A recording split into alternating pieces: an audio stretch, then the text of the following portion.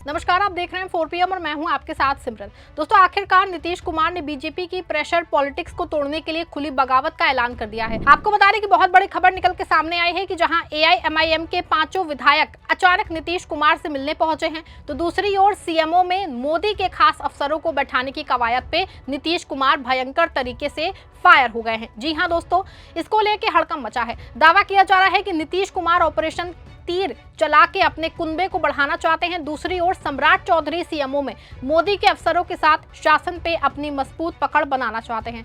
ऐसे में दोनों मामलों में ना सिर्फ रात टकरार का दौर चल रहा है, बल्कि NDA में भारी सिर फुटअव्वल और टूट होने के आसार 15 दिन की सरकार में ही दिखाई देने शुरू हो गए हैं। क्यों अचानक AIMIM के 5 विधायक नीतीश कुमार से मिलने पहुंचे हैं और क्यों CMO में नए अफसरों की तैनाती को लेकर नीतीश कुमार भड़के हैं, सब कुछ आपको अपनी इस रिपोर्ट में बताने वाले हैं। दोस्तों, बिहार में जब से सरकार बनी है, नीतीश कुमार अपने विधायकों की संख्या को बढ़ाने के लिए पूरी तरह से एक्टिव हैं। इसके पीछे वजह यह है कि नीतीश कुमार की सीटें बीजेपी के मुकाबले 4 कम हो गई हैं और हर जगह बीजेपी इसका फायदा उठाना चाहती है।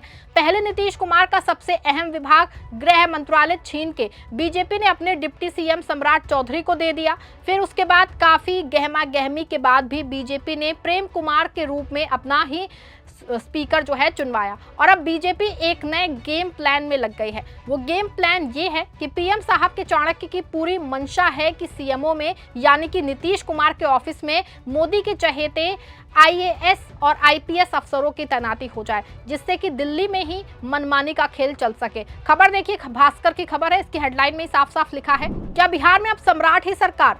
सदन में सरकार का जवाब दिया, CMO में आ सकते हैं मोदी के भरोसेमंद अफसर, नीतीश क्या घिर रहे? खबर की हेडलाइन से ही साफ है दोस्तों कि बिहार में सम्राट चौधरी का जलवा होने जा रहा है, बल्कि ये भी कह सकते हैं कि जलवा हो चुका है, क्योंकि नीतीश कुमार की जगहों पे वो ही दिख रहे हैं। आपको याद दिला दें कि अब 5 दिसंबर को सत्र का समापन हुआ था दोस्तों, तो नीतीश कुमार नहीं बल्कि विपक्ष के सवालों को जवाब देने के लिए सम्राट चौधरी ही आए थे, जबकि आमतौर पर होता यह है कि आखिरी दिन सवालों को जवाब देने के लिए CM ही आते हैं। लेकिन नीतीश कुमार के पटना में रहने के बावजूद सम्राट चौधरी ही सदन में विपक्ष का जवाब देने आए थे। दूसरी अहम बात यह है कि गृह मंत्रालय छिनने के बाद जब से सरकार बनी है, नीतीश कुमार आमतौर से मीडिया के सामने कम आए हैं और चर्चा है कि बिहार में 2 सीनियर IAS दिल्ली से बिहार आने वाले हैं। जो है दोनों IAS मोदी के बहुत ज्यादा खास हैं दोस्तों, और इसकी CMO में तैनाती होगी। हालांकि इसको लेकर जदयू और नीतीश कुमार विरोध में हैं। ये CM के अधिकारों पे सीधे खुद को तौर पे हमला है। आपको बता दें कि देश में जब से बीजेपी की गुजरात लॉबी सरकार आई है, तब से देश के साथ प्रदेश की सरकारों की भी कमान PM साहब के चाणक्य अपने हाथ में रखे हैं। हर बार उनके पर्ची वाले CM को जगह मिलती है। राजस्थान, मध्य प्रदेश, महाराष्ट्र, हरियाणा और दिल्ली इसका बड़ा उदाहरण है। साथ ही PM साहब के चाणक्य अपने सहयोगी पार्टी को कैसे ट्रीट करते हैं, इसकी जीती जागती मिसाल अपना आपने जो है महाराष्ट्र में देख ही सकते हैं। जब उद्धव ठाकरे की पार्टी को तोड़ना था तो एकनाथ शिंदे को CM बना दिया, लेकिन जब चुनाव हुआ और शिंदे को CM की कुर्सी से हटा के डिप्टी CM बना दिया। लेकिन बिहार में ये खेल दोस्तों चल नहीं पाएगा, क्योंकि जहां नीतीश कुमार थे, लेकिन इस बात से इनकार नहीं किया जा सकता है कि हर ओर नीतीश कुमार पे भयंकर प्रेशर है। अगर नीतीश कुमार का पुराना दौर होता तो नीतीश कुमार शायद अब तक बीजेपी के झटक चुके होते, लेकिन इस बार शायद वो ऐसा करने की स्थिति में नहीं है, क्योंकि वो जानते हैं कि उनकी पार्टी पूरी तरह से टूट जाएगी और CM कुर्सी ही नहीं, पार्टी भी छिनना तय है। लेकिन इसके बाद भी नीतीश CMO में मोदी के 2 अफसरों की तैनाती का पुरजोर विरोध फिलहाल कर रहे हैं। हालांकि नीतीश कुमार ने इसके साथ अपने ऑपरेशन तीर वाला खेल भी शुरू कर दिया है, क्योंकि नीतीश कुमार की पार्टी में 6 मंत्री के पद खाली हैं। इसको लेकर नीतीश कुमार ने बीजेपी के ऑपरेशन लोटस से पहले ही ऑपरेशन तीर चलाना शुरू कर दिया है। आपको बता दें कि कल ही AIMIM के 5 विधायक नीतीश कुमार से मिले हैं। अंदर खाने की खबर है कि नीतीश कुमार इन AIMIM के 5 विधायकों को अपने खेमे में लाने के लिए तैयारी कर रहे हैं और इसी क्रम में नीतीश कुमार की मुलाकात AIMIM के विधायकों से हुई है।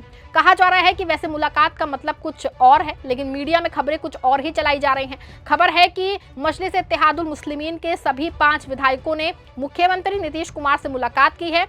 एआईएमआईएम के विधायक दल के नेता अख्तरुल ईमान के नेतृत्व में इस प्रतिनिधि मंडल ने सरकार के सामने सीमांचल क्षेत्र के विकास से जुड़े प्रमुख मुद्दों को मजबूती से रखा। विधायकों ने मांग की है कि सीमांचल के जिलों के लिए एक विशेष योजना बनाई जाए ताकि संतुलित और तेज विकास सुनिश्चित हो सके। हालांकि विकास की मांग पहले ही एआईएमआईएम विधायकों की ओर से की जा चुकी है और खुद असदुद्दीन ओवैसी ने सरकार में शामिल होने की बात कही थी।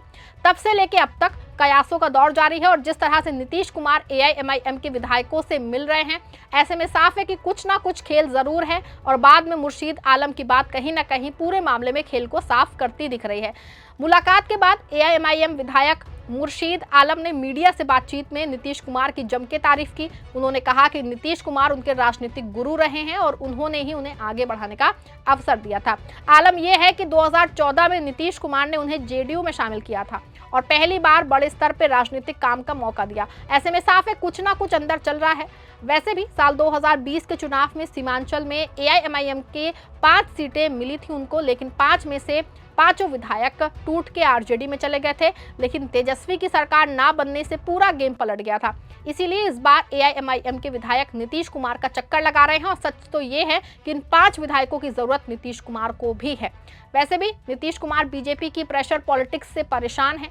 सीएमओ में मोदी के चहेते अफसरों की तैनाती, प्रदेश के सभी बड़े बड़े मंत्री पदों पे बीजेपी के नेताओं की ताजपोशी और स्पीकर चुनाव में बीजेपी की मनमानी, इसमें नीतीश कुमार अपने विधायकों की संख्या को कम से कम 4 तो हर हाल में बढ़ाना चाहते हैं ताकि वो बीजेपी के साथ बराबरी की बात कर सके। लेकिन सवाल जो सबसे ज्यादा पेचीदा है कि क्या एआईएमआईएम के विधायक एनडीए को समर्थन करेंगे या फिर सीधे नीतीश कुमार की पार्टी में जाएंगे। वैसे जिस तरीके का माहौल है और जैसा कि एआईएमआईएम का पिछला इतिहास है, उसे पार्टी का टूटना तय माना जा रहा है। अब आगे क्या होगा ये तो खैर देखने वाली बात होगी, क्योंकि नीतीश कुमार गठबंधन की राजनीति में शुरू से प्रेशर पॉलिटिक्स के खिलाफ रहे हैं। लेकिन पीएम साहब के चाणक्य जी हैं कि मानने को तैयार नहीं है। वो नीतीश को चारों ओर से घेरने की तैयारी में है और ऐसे में तय है कि आज नहीं तो कल बिहार में बड़ा खेला होना तय है। पूरे मामले पे आप क्या सोचते हैं? क्या बिहार में एआईएमआईएम एक बार फिर से टूट जाएगी या फिर एआईएमआईएम एनडीए सरकार में शामिल होने जा रही है? क्या नीतीश कुमार के ऊपर सीएमओ में मोदी के अफसरों की तैनाती नीतीश कुमार का खेल पूरी तरह से खत्म करना है? पूरे मामले पे आप जो भी सोचते हैं अपनी राय कमेंट में लिखिए। खबर को लाइक और शेयर करिए।